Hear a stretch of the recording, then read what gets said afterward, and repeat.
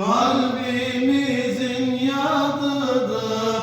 La ilahe illallah.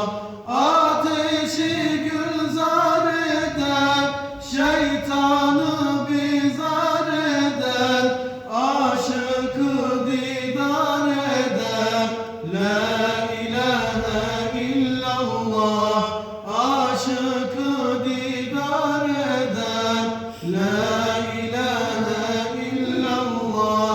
Zikret davet aş ile, bu günahkar baş ile, dolsun gözün yaş ile.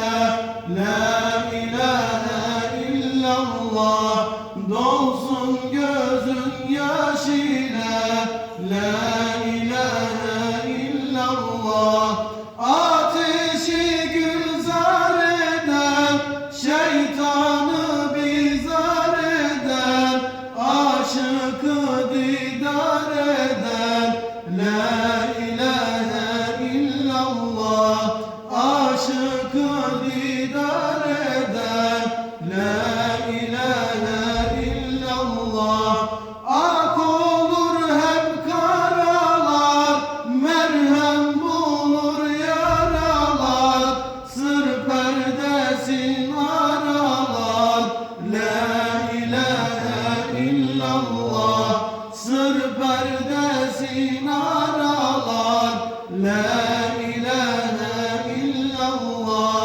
Ateşi gülzar eden, şeytanı bizar eden, aşıkı didar eden. La ilahe illallah. Aşıkı didar eden. La